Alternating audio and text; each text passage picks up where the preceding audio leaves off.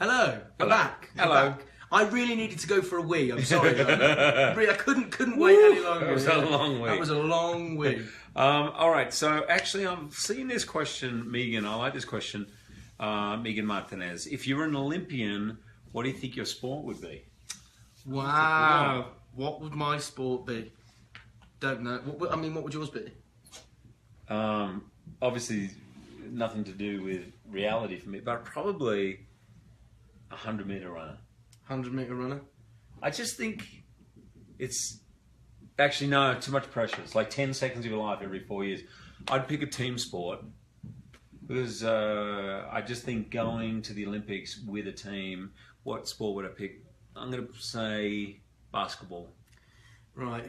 I'm not the most naturally gifted sportsman, so it's a bit of a difficult. Which one do you choose? Do you know what I'd be great at? I'd be a great mascot, and dress up in like some sort of outfit, maybe some sort of very camp outfit, and do a dance on the side of the pitch. Choose a sport. Choose a sport. Curling. Curling. There you go. I'd be a great, but not the one throwing. I'd be the sweeper. But there's longevity in that sport. I mean, you can play well into 50s. Bowls. Bowls. Come on. Okay, what else have we got? Hi, Taron and Hugh. Are you both fans of 80s music? I mean, come on, yeah. How can you not be, right? I'm an 80s kid. You're an 80s kid. You were born in the 80s. So. I was born. I mean, you born in the 80s? I was born 8 weeks before the 80s ended. I was born in November 1989. Yeah, I love 80s Bowie. So, Golden Years and Fame and all absolutely. That. Yeah. I love it all. That's my era. So I grew up in Australia going to all the concerts. 80s. They always say that the music you love the most is basically your teenage years because that's when you really discover and music kind of becomes an extension of what you like and who you are. So for me, 80s is great. And when I saw the film actually with my 15-year-old, he brought about 5 of his mates. And at one point, one of the guys yells out, "This 80s music," and I was like, he goes, "It's so cool." I was like, all right, we're cool again for a second. Yeah. And Hall & Oates, which features in the movie, was one of my favourite songs before we made it, when we're doing the training montage. Who were on tour. Coming to Madison Square Garden. I think I'm going to go and see him. Very exciting. Yeah.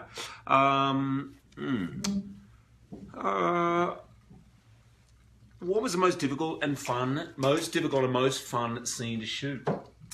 Difficult and most fun scene to shoot. So, I know it's a bit boring, and I'm obviously... Montage?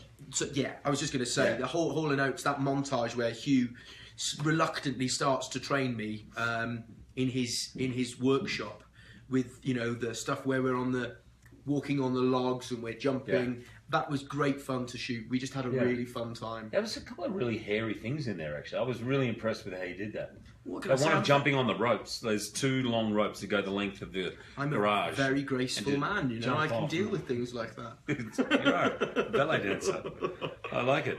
This is a good one. What's that? Stella song. Stella song. For both of you, you guys sing very well. Who sings better? Hugh, Taron. Sorry for the silly question, but it's not a silly question at all. No, and Hugh's being very, very... No, I'm not. I'm honest. I'm okay. He's an unbelievable singer, and he sings non-stop, right? The whole time. Yeah, I do. On set. I irritate my friends, and I sing on set, and we found that we knew some of the same songs and stuff, so we'd kind of sing little strains of music in between takes. Am I allowed to tell? I don't know if we're allowed to tell the little Easter egg. Why not? We'll tell them the little Easter egg. A little Easter egg at the end because it's an 80s movie, and so Matthew Vaughn reached out to get some new songs as well as use existing songs. So a bunch of bands sent in material, and one of them was OMD, Orchestral Manoeuvres in the Dark, right? And they with Gary Barlow, right? With Gary Barlow, and they wrote this song, and then they said to us, "Do we want to sing it?" So Taron sings the lead. So at the credits, that very first song is called "Thrill Me." Come on, thrill me. That one. That one. I'm singing back up. He's singing lead. Yeah. And he absolutely nailed it. Oh, well, thank you very much. Nailed it. So when at the end of the movie, where I'm on the shoulders and I'm holding Hugh's hand, when the music starts up and the credits roll, that's it's a bit of a secret, really. But we're going to tell you anyway. That's me and Hugh singing. That's a Facebook scoop. That's a Facebook scoop. Moving exclusive. on. Moving on. Your choice. So my choice is okay. Describe the film in 3 words. Is that a good one from Brooke Walsh? Uplifting. Inspiring. Oh, that's. I hope so. Uplifting. Funny. Uplifting, funny, and I don't know. I think it's. I hope it's quite touching. Touching, yeah. Yeah, I hope so. You know, these 2 characters kind of find their way at the end. Yeah. It's not really for us to say because we made it, but I mean, Outstanding. Exceptional. Incredible. Unforgettable. Featuring 2 very handsome, maybe not. I don't know. Were there any near-death experiences while filming? Any accidents? No, but wow, not for us, but for some of the ski jumpers, they did some amazing things.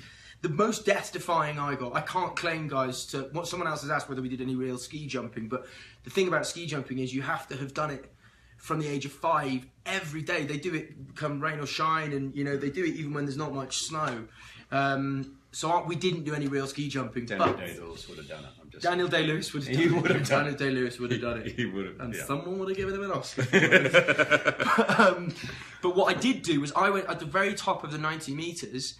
They tied a rope to me at the back of my neck on a harness, and I went down the first sort of 10 metres of the in run, and then they had this sort of rickety net there, and a couple of big German stuntmen to catch me, and that was pretty scary. Yeah, just sitting up there is kind of crazy. I actually fancied I thought, maybe I'd do a jump, maybe a 40-metre jump. It is crazy down. It is, and the slope, which of course just looks like snow, is really ice.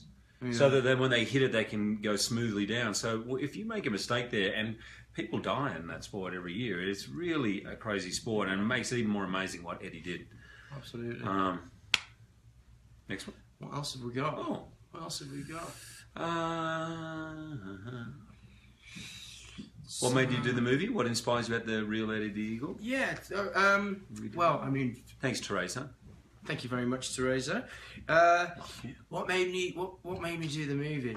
Well, aside from being unemployed, I loved the story. When I read about the story, it was, as you say, incredibly inspiring, and he was such a, for my part, he was such a characterful looking bloke that it was a bit of a challenge to kind of try and morph into him a little bit.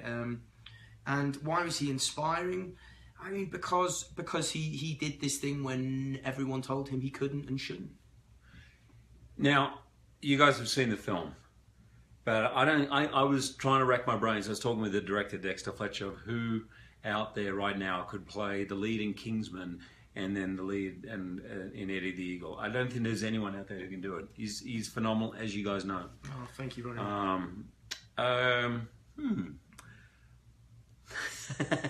Alexandra, I like this. Dumitru. First thought that crossed your mind when you met each other, be honest. First thought that crossed your mind when we met each other. Wow. I think Hugh was very tall. I was struck by how tall he was. And also, Hugh's got a very, very famous reputation for how kind and lovely he is, and he shook my hand vigorously and told me how much he'd enjoyed Kingsman, and that was lovely. I would love to give you a bit of dirt and say he was very rude and horrid, but unfortunately, no, he was lovely. First thing that came to mind. Trying to remember when we did that audition, right? We did a screen test, didn't we? We did a few of the scenes. Open-hearted, effervescent, like you were full of life and funny. Thank you very much. Yeah, and Welsh. And Welsh, yeah. What else have we got in here? So, do you see any of yourselves in the characters you played in this film? If yes, what traits, characteristics? This is from Felicity Sapphire, which is a lovely name. I play a washed-up, drunken sort of has-been. Yeah. Enough said. I think I don't know really. I think Eddie is. Eddie's a very, our version of Eddie's a very pure soul. He doesn't drink or party, or I'm probably a little bit more debauched than Eddie is, but Is there any? Courageous. You're courageous. You have it. You have That's a lovely thing to say. I hope that I'm quite a determined person. Are you a thrill seeker? When I get you? No, that's the biggest difference. I'm a wimp. I'm a bit of a coward. So not a roller coaster guy. No. No. I've done like some cliff jumping into water before. That's awesome. Yeah, I mean nothing too death defying, but fairly high up. I mean that was when I was a kid. I'd probably be too scared to do it now. Do you use music?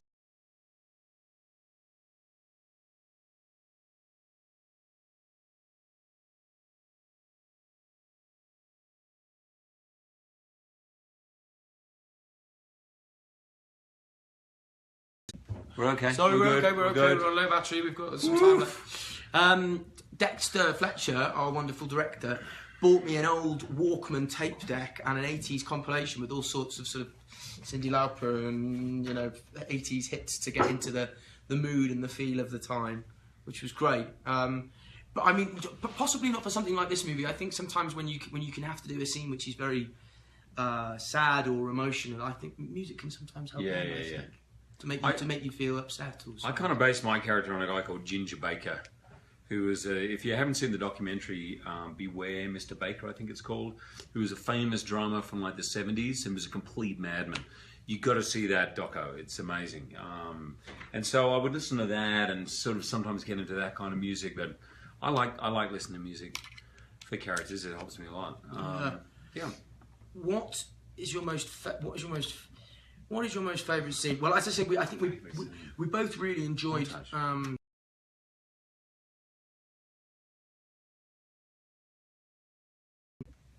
Sorry, guys, Yes. I'm having some technical difficulties here. We both really enjoyed shooting the montage, but there are some scenes that I think I really enjoy watching in the movie. I love. Do you know what? Although it's not the most pleasant scene in the movie, I really enjoy the scene where Bronson, Peary, and Eddie actually fall out and have their argument and their friendship's a bit tested. It was it's kind of probably the most dramatic and least it's not a comedic scene, and there's lots of funny bits in the movie. I hope I love that, and obviously for those of you who have seen it, the final jump of the movie. Yeah. I think what Dexter's done there and how it's edited together with all of the music and all of the cuts to the different characters we meet across the course of the movie. It is a spine tingle moment. I love that. If there's anybody who hasn't seen the movie, the ski jumping footage is amazing because when you see it for real, it's so spectacular. Yeah. And it's really great. It's worth seeing on the big screen. We had these two Romanian jumpers who were kind of crazy, and most jumpers are very, very particular if it's a 4 mile per hour wind. We're not jumping, but these guys are like, we'll jump. And we had one scene to shoot the jump. One guy went directly behind, like a second after, or a half second after. So one guy goes down, and the second guy behind had a camera strapped to him. But because he was heavier with the camera, and because he was in the slipstream, and the guy warmed up the ice, he sped up quickly. So actually, when they took off, the guy behind literally overtook him in the air, touched him on the shoulders, and went past mid-air on a 90-meter jump. I mean, and that footage is in the movie. It's kind of spectacular. It's amazing what they did with all that. Yeah. Lars Amanda Rodriguez asked me, Hugh, was Taron fun to work with? So yes. Now, obviously, I get a question like this. I got Taron here. I'm always going to say yes, right? So don't trust me. We both work with a dialect coach, one of the greatest guys in the business, called Jess Platt. He's been around forever. I've worked with him on 25 movies. And at the end of the movie, he said to me, he goes, man, I've never seen you laugh so much on a film. Like, it seemed you had more fun on this film than ever. And that was mainly because of this guy. He's hilarious, brilliantly talented, and it's just super easy. I mean, makes it easier than I feel it is for me. And I've done certainly more movies than Taron. So, yeah, thanks for the question. The feeling couldn't be more mutual. Mate, that was a question for Hugh. It wasn't a question for Sorry, am I jumping on Hugh's question? Whoa! Okay. Hey, you could answer that one. How brilliant is Hugh? That's not a real question, guys. Hey, Hugh Jackman made that up there. He is brilliant. How is Eddie different than Eggsy? No. Hey, Taron, how is Eddie different than Eggsy? And that is from no, Go on. and that is from Tiana Kupinski. I think Great name again. Tiana Kupinski, great, yeah. So, well, I presume you haven't seen the movie, but Eggsy's a very sort of self-assured, cocky, streetwise person who is kind of, you know, got a bit of swagger and is kind of aware of himself, whereas Eddie is not like that at all. I suppose, you know, crudely put, Eddie's a bit more of a geek than Eggsy is, really. He's a bit more socially awkward. Not the real Eddie, you understand. I mean, our version of Eddie. So yeah, they're kind of different in that sense. But that was really, really, really fun for me to try and play with. Chinna Roberts. Chinna Roberts asked, "What's your favourite memory during filming?" Favourite memory during There's so many. We laughed a lot, but I have to say, when we did the scene with Christopher Walken. Yeah, that was amazing. I mean, it's just, I don't care who you are. You're on a set and Christopher Walken comes in here, he worked 2 or 3 days on the film. Yeah. That's a moment you never forget. And he was just so cool and relaxed and prepared in every way. He was just a real pro. Yeah. That would be mine too, I think. Yeah. What else have we got? We've got you drinking milk cans. This movie. I just already loved it. Hugh Jackman and Taron Egerton. How much milk had to be consumed during this movie? My husband and I just saw it and loved it. Well, I consumed a fair bit. Yeah, a fair bit. But I've now got very strong bones. Very strong bones from all the calcium. Yeah. Thanks, Kimberly. I didn't. Mine was more whiskey. His was whiskey. Iced tea. Yeah. Iced tea. What else we got in there? What else we got? Thanks for bringing We're just scrolling. We're scrolling. Are there any other ones? Yeah, we could do the Sundance. Sundance question. Sundance has given us a question. Thanks for bringing the movie to our secret townie screening tonight, which is happening shortly. in an hour. We're thrilled to be able to show it to the town of Park City. We'd love to show it again to our Sundance Festival attendees as well. Can you guys make that happen? Well, I'm not sure I can, but he's got a lot of power. Hugh has no sway around here.